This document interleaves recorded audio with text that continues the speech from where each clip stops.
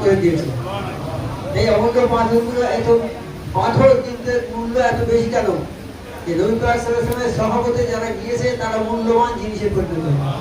যে মানুষটা নবী পাক সাল্লাল্লাহু আলাইহি ওয়াসাল্লামের দরবারে গিয়েছে সে চুরি করতো, চুরি ছেড়ে দিয়েছে, ডাকাতি করতো, ডাকাতি ছেড়ে দিয়েছে, সে যত রকমের খারাপ কাজ করতো সব ছেড়ে গিয়েছে একমাত্র সহবতের তাসিরে। সেই রকম এই সহবতের তাসির ওই পাথরগুলো সাধারণ নয়, অমূল্য রত্ন মোবারক ওদের নাম হয়েছে। এইগুলো তাজিম করি আমরা। আমরা চোখে চুম্বন করে কলমা শাহাদাত পড়ে চোখে দিয়ে চুম্বন করে তাজিম করি, অন্য কিছু নয়। অনেকে বলে যে হাক্কানি মানে ওরা পাথর পুজো করে, এটা পাথর পুজো নয়, এটা তাজিম। সামান্য তাজিম হাজার হাজার ইবাদত অপেক্ষা উত্তম। বিশ্ব হাদিয়া নিয়ে মত করে একটা বিসমিল্লাহ লেখা কাগজে তাজিম করেছিল, তারই বদৌলতে আল্লাহ তার নাম ওলির দপ্তরে লিখে নিয়েছিল। তাজিমটা কি জিনিস? আমরা সেটা তাজিম করি। আমরা কলমা শাহাদাত করে তাজিম করবো, চুম্বন করে। তাজিম করলে কি হবে? বিশ্ব হাদিয়া তাজিম করে ওলির দপ্তরে তার নাম আল্লাহ খুশি হয়ে লিখে দিয়েছিল। আর আমরা তাজিম করলে কি হবে? আমরা যদি এই কথাগুলো তাজিম করি তাহলে আমাদের জীবনের সমস্ত গুনাহ খাতা আল্লাহ মাফ করে দিবেন। আর কি হবে? যেন আমরা নবী পাক সাল্লাল্লাহু আলাইহি ওয়াসাল্লামের সামনাসামনি বসে জিয়ারত করি। আমি এইগুলো দেখাবো, আপনারা কলমা শাহাদাত করে তাজিম করবেন। উপরে যারা আছেন বসে থাকবেন, যে জায়গায় বসে থাকবেন, কেউ দাঁড়াবেন যাবে রোড করে। উপরে ওইগুলো যাবেন, গিয়ে সকলে জিয়ারত করাবেন। আপনারা কেউ দাঁড়াবেন না, যে জায়গায় বসে থাকবেন হুড়োহুড়ি করবেন না, ইনশাআল্লাহ প্রত্যেকে জিয়ারত করতে পারবেন।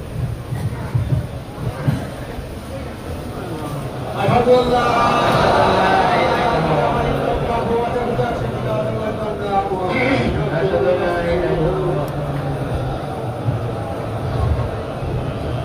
أشهد أن لا إله إلا الله أشهد أن لا إله إلا الله أشهد أن لا إله إلا الله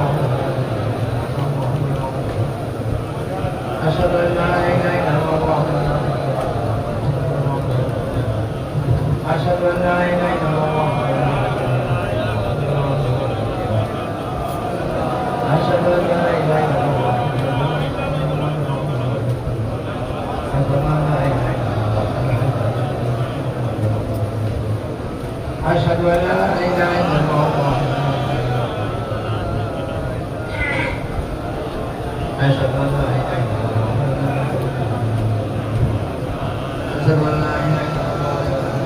الله أشهد أن لا إله إلا الله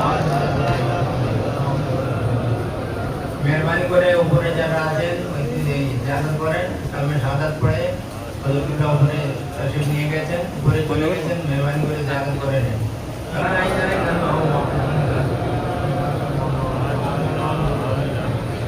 আশহাদু আল্লা ইলাহা ইল্লাল্লাহ আশহাদু আল্লা ইলাহা ইল্লাল্লাহ আশহাদু আল্লা ইলাহা ইল্লাল্লাহ أشهد أن لا إله إلا الله أشهد أن لا إله إلا الله أشهد أن لا إله إلا الله